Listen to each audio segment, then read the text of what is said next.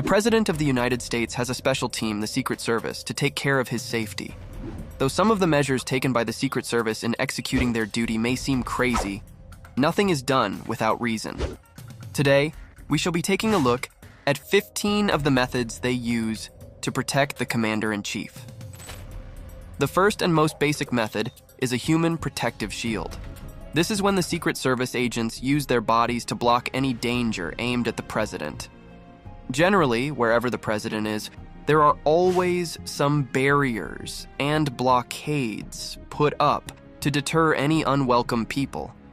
But in this case, his protection detail always makes formations with him at the center. These formations allow them to quickly intercept any incoming threats to the President.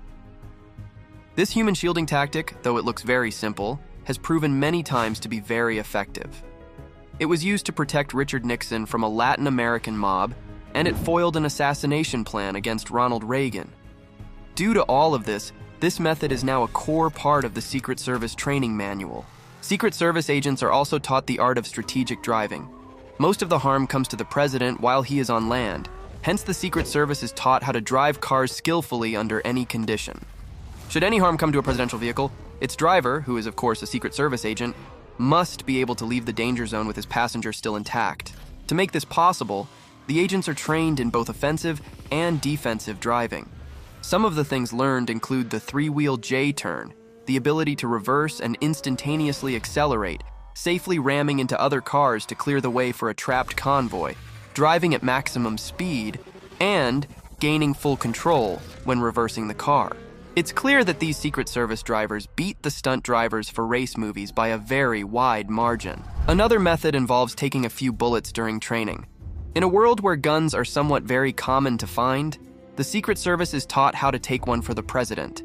To ensure that even under fire, the agents will continue their job perfectly, they are shot at during training, with fake bullets, of course. Even though the bullets do not penetrate deep into the skin, they do leave a temporary mark and a slight sting that only hurts deeply upon impact. This makes them the perfect training tactic to harden the Secret Service. The tactic of recording everything is heavily utilized by the Secret Service.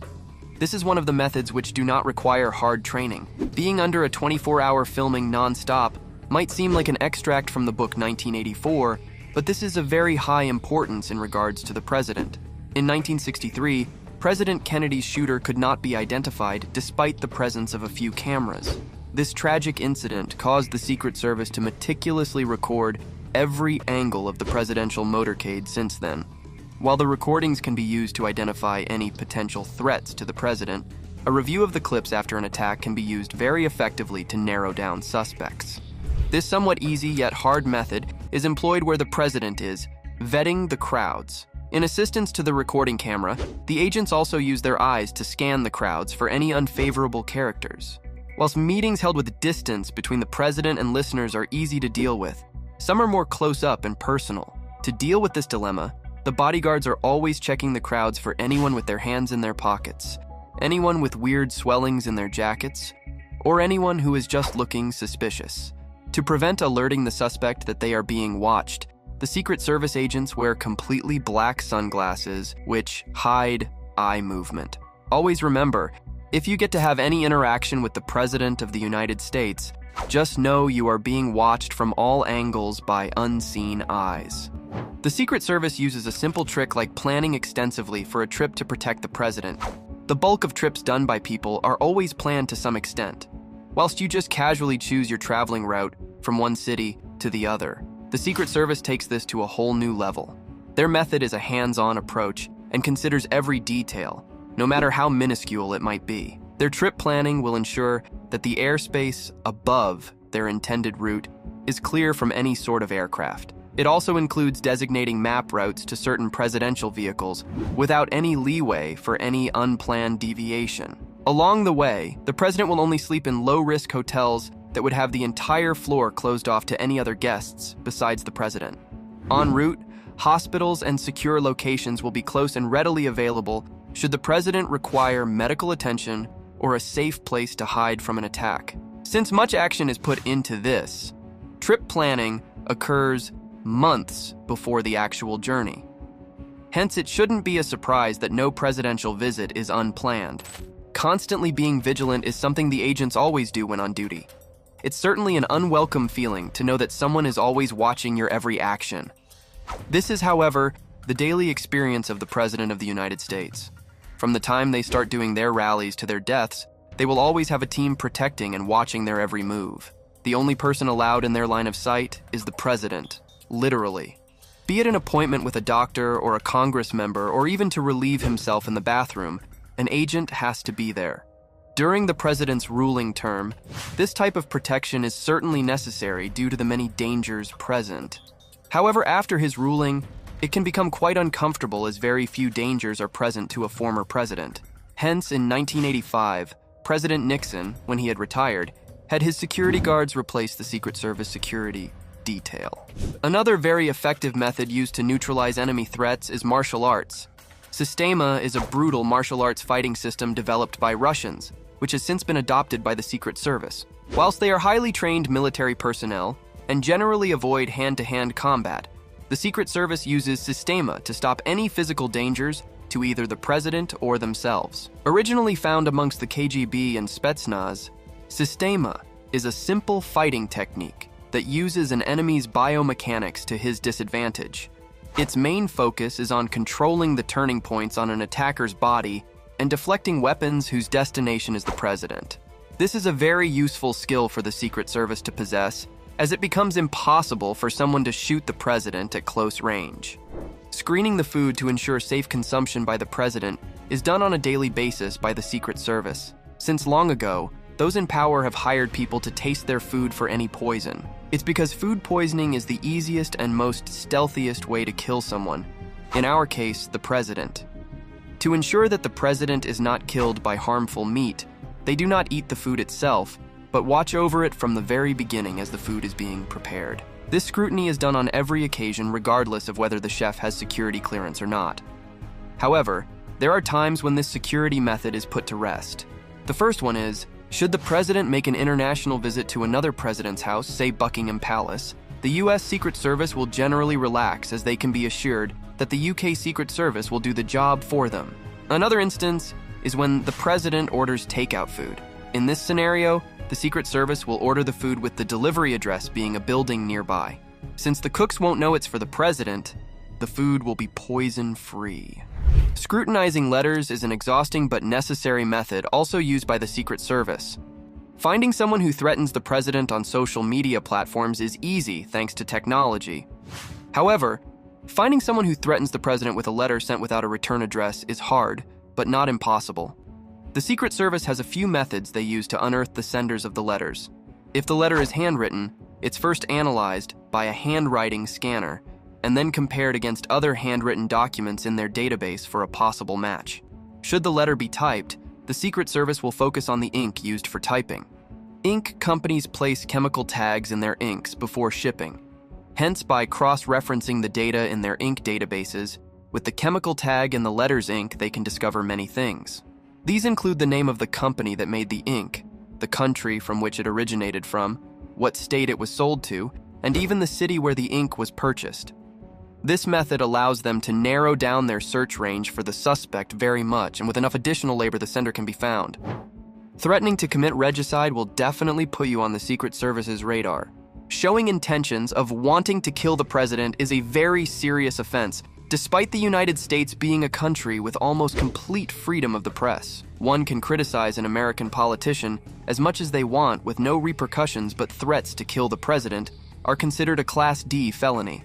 Committing the felony can result in a possible 5-year term in jail, a fine of up to $250,000, with also 3 years of your freedom after jail being supervised. This supervision also entails an internet ban being imposed on you, inclusive of restrictions to view emails. Despite all of this seeming to be a bit extreme, the Secret Service does not lack when it comes to enforcing these conditions. The internet is continuously scanned using advanced technology to look for any potential threats. The potential also includes those who say things publicly.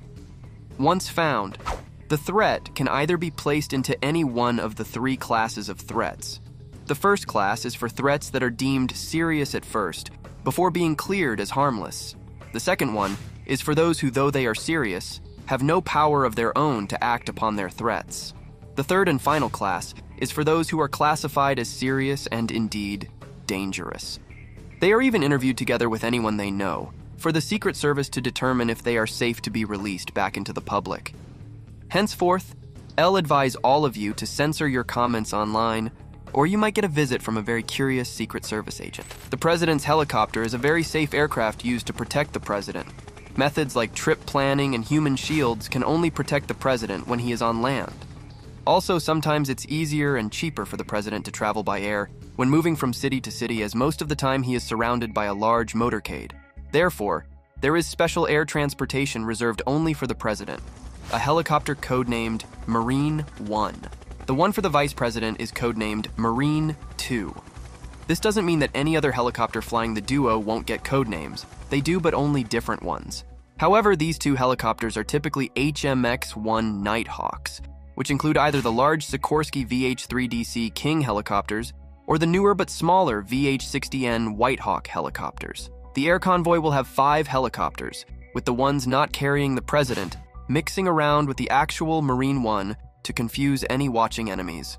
The Secret Service even takes it up a notch, as Marine 1 is equipped with countermeasures such as flares to intercept heat-seeking missiles, chaff to counter radar-guided missiles, and infrared jammer for infrared-guided missiles. To supplement all this, every HMX-1 passenger first undergoes a Yankee White background check before touching any helicopter equipment. This is done to ensure that the helicopter equipment and the president himself cannot be tampered with. All of these measures ensure that a president's flight is as smooth as possible. The Secret Service also utilizes the president's home security to their advantage. Every house owned by someone in constant danger has a few tricks to protect them when danger strikes at home. The White House, home of the president, is one house that's extremely difficult to get into. With a booking done 21 days before, you can legally get a tour around selected parts of the White House. The pre-booking allows the Secret Service to do a background check on the applicant to ensure that they are safe for a visit. However, should you choose the route of being an unwanted guest, your way inside will be very difficult. This is because the White House is surrounded by a complex set of infrared lasers, sensitive enough to detect even the smallest threat possible. These lasers cover the sky, surface, and underground. This therefore means that the occasional rodent, such as a squirrel, can cause Secret Service agents to rush into the White House on high alert. It just serves to show that no warning sign goes unchecked. As the White House is situated in Washington, D.C., the sky area around D.C. was declared a no-fly zone. Hence, any type of aircraft found hovering in this sensitive zone will immediately be picked up by sensors accompanied by drones. As a last measure, there are readily available surface-to-air missiles ready to neutralize the flying threat. The White House is also coupled with a high fence and bulletproof windows. Regardless of all these measures, several people have managed to break into the White House. Some, such as Omar Gonzalez, used violence for entry, whilst others like Robert Latta simply waltzed right through security. Though stories like these show how it's technically possible to enter the White House, Elle wouldn't wager that break-ins will be successful. The president's plane is a very threat-proof aircraft also used by the Secret Service as one of their many various tactics. Alongside the Marine 1, the president is also provided with a special airplane, Air Force One. This plane was made with the thought of the president visiting multiple countries comfortably in mind. Though the codename can apply to any plane carrying the president, it is often used to refer to either any one of the two highly customized Boeing 747-200B series. These planes can reach any part of the globe without stopping due to their ability to be able to refuel during flight. The two planes are safe due to their onboard electronics that can safeguard against electromagnetic pulses. In the case of a heavy attack on the country, Air Force One can act as a command mobile center as it is fitted with coded communication equipment. In contrast to the tight security, this plane is very luxurious. Across the 3 stories of the plane is a total of 370 square meters of open space. It also has an extensive presidential suite containing a large office, a large bathroom, and a conference room. In the event of a medical emergency, a medical suite certified for operation is available. This, of course, is manned by a permanent doctor who is always available to treat any sick Air Force One passenger. The culinary requirements of anyone are met by 2 food preparation galleys with a serving capacity of 100 people at any given time. The high-quality luxury of the plane is realized when the fact that it has separate rooms for the president's advisors and a fleet of cargo planes to restock with whatever the president desires comes to light. The final tactic used by the Secret Service in doing their duty is the security features of the president's car. The vehicle used by the president has a nickname, which is the Beast. This is a limousine that has the silhouette of a Cadillac. Despite all that Cadillac-looking grille and head and tail lamps, the Beast is far from any normal Cadillac. It is only driven by the Secret Service, and it contains a classy diesel engine alongside a transmission like that found in GM's heavy-duty commercial vehicles. Due to this, the car weighs 9 tons and has a low maximum speed of just 100 km per hour. The huge weight causes the Beast to consume 1 liter for every 3.5 kilometers traveled. Looking past these poor statistics of the Beast, it's a globally high-ranking vehicle. It's heavy-duty, based with doors that weigh the same as doors on a Boeing 787, with an outstanding thickness of 20 centimeters.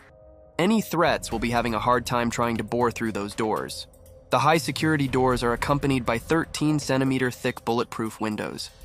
The bottom is protected from any bombs planted on the road by a 13-centimeter reinforced steel plate.